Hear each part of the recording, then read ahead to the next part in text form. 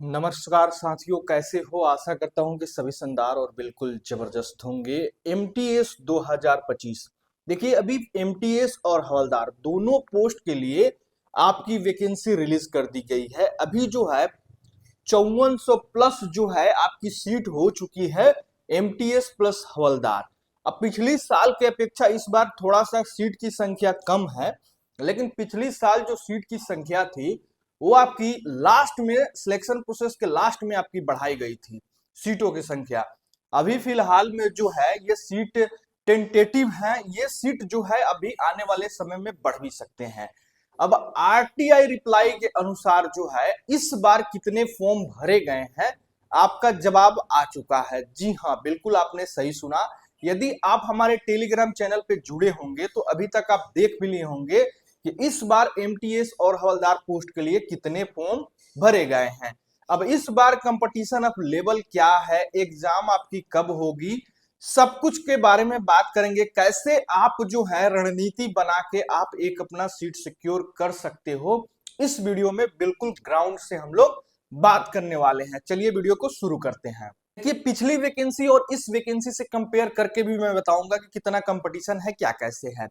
अब इस बार RTI reply के अनुसार जो है आपकी टोटल फॉर्म जो है 36 लाख भरी गई है। 36 लाख प्लस आपकी जो है फॉर्म भरी गई है।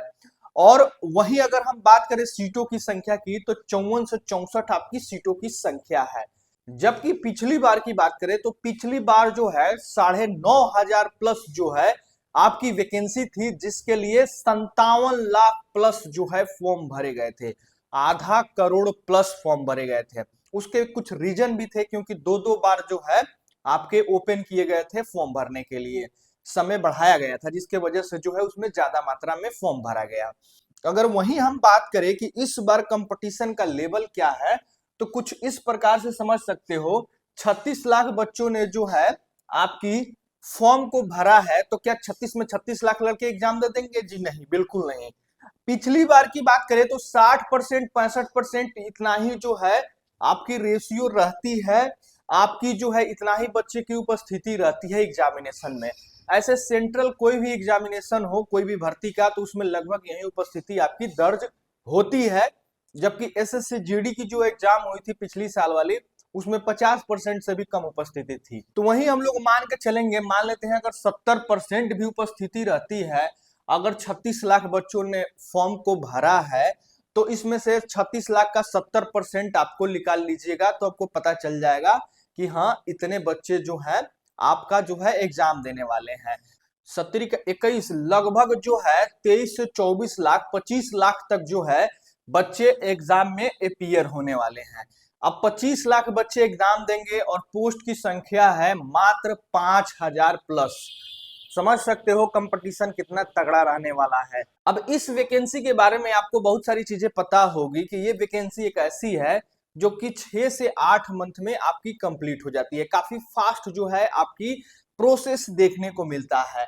अब एग्जाम का डेट भी जो है आपकी कंफर्म है। एग्जाम डेट 20 सितंबर से 24 अक्टूबर के बीच में रखा गया है। तो आज और अभी से आप जोड़िएगा तो लगभग जो है आपके पास 45 से 50 डेज के आसपास समय है, बस, इससे ज्यादा नहीं। अब यही जो है लगभग 50 डेज में जो है आपको अपना रिजल्ट डिसाइड करना है कि आप क्या करोगे। 50 डेज में ही अपनी रणनीति बनाना है। खैर, कोई बड़ी बात नहीं है, क्योंकि इसमें दो ही सब्जेक्ट आपको मात्र पढ़ने हैं, इससे ही जो है आपकी रिजल्ट बनती है। अब बहुत सारे बच्चे थोड़ा सा कंफ्यूज भी रहते हैं एग्जाम को लेकर।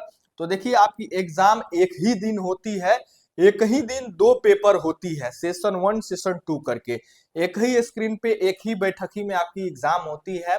जैसे कि पहला पेपर खुलेगा, 45 मिनट तक वो पेपर आपका शो करेगा। जैसे 45 मिनट होगा, अपने आप वो सबमिट होके बंद हो जाएगा और फिर जो है दूसरा पेपर ओपन हो जाता है, खुल जाता है। तो ये इसका सिस्टम रहता है। तो बहुत सारे बच्चे कंफ्यूज रहते हैं कि 2 दिन देना पड़ेगा, 3 दिन। ये पहले सिस्टम था, जब मैं एग्जाम दिया था तो उस समय 2 पेपर होते थे। एक पेपर देने के बाद से दूसरा पेपर का डेट आता था और उसमें रिटन सुर्ती लेखन की जाती थी। तो वो सिस्टम बंद कर दिया गया है।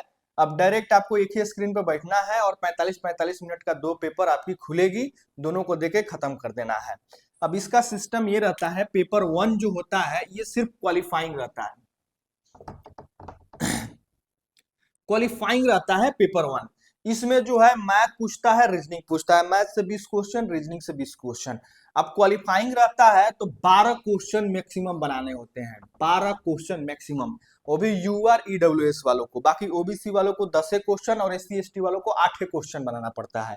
मतलब इतना क्वेश्चन आप दोनों में से कहीं से बना लेते हो तो आप इलिजिबल हो जाते हो, मतलब पहला पेपर आप पास। तो लगभग 100 में 100% बच्चे फर्स्ट पेपर को पास कर लेते हैं। अब दूसरा पेपर जो है ये भी जो है आपकी 45 मिनट की होती है, मैंने बताया कि 45 मिनट का ये और 45 मिनट का ये।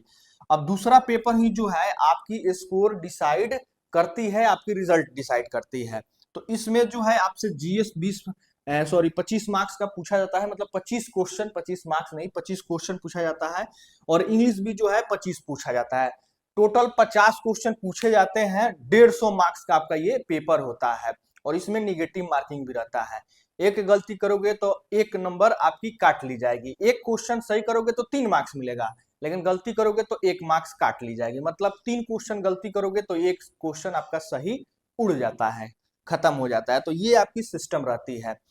150 मार्क्स का पेपर है ये, और इसी में ज्यादा से ज्यादा मार्क्स स्कोर करना है, 130 140, तब जो है आपकी स्कोर बनती है, रिजल्ट बनती है। तो कुछ इस प्रकार से जो है आपकी सिलेबस होती है। एक चीज और ध्यान देना है, रिजल्ट आपकी कैसे बनती है। तो एमटीएस में 2 रिजल्ट आती है, 2 तरह की कट ऑफ आती है, एक 18 से 25 एज ग्रुप वालों की और एक 18 से 27 एज ग्रुप वालों की। अब एमटीएस का रिजल्ट जो है डायरेक्ट बनता है, मतलब कि एग्जाम देने के बाद से अब कोई लोचा नहीं, डायरेक्ट आपकी फाइनल मेरिट लगती है। जबकि हवलदार पोस्ट के लिए 2 बार आपकी रिजल्ट आती है, पहले तो पीईटी के लिए रिजल्ट आती है, पीईटी बच्चे देते हैं, सिलेक्ट हो जाते हैं, फिर उसके बाद से एक बार फाइनल रिजल्ट आती है। तो एमटीएस वालों को जो है वेटिंग में रखा जाता है, जब हवलदार पोस्ट की फिजिकल हो जाती है, सब कुछ हो जाता है, तब जो है दोनों की कंबाइन रिजल्ट निकाली जाती है। तो एक छोटी सी जानकारी है जो बहुत सारे बच्चे कंफ्यूज रहते हैं, मैं उम्मीद करता हूं कि आप लोग समझ गए होंगे। अब लास्ट 50 दिन की रणनीति आपकी क्या रहनी चाहिए।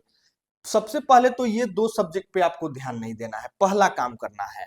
दूसरा जो काम है आपका पेपर 2 का, पेपर 2 की रणनीति आपको समझनी होगी। देखिए जीएस एक ऐसा सब्जेक्ट है जिसमें आपसे हिस्ट्री, जियोग्राफी, पॉलिटी, साइंस के तीनों पार्ट, करेंट अफेयर, स्टैटिक, ये सारे कुछ जो है आपके क्वेश्चंस रहते हैं। और क्वेश्चन जो है वन लाइनर टाइप के रहते हैं, ये नहीं कि जो है आपके काफी वास्ट क्वेश्चन रहते हैं, वन लाइनर टाइप के क्वेश्चन रहते हैं।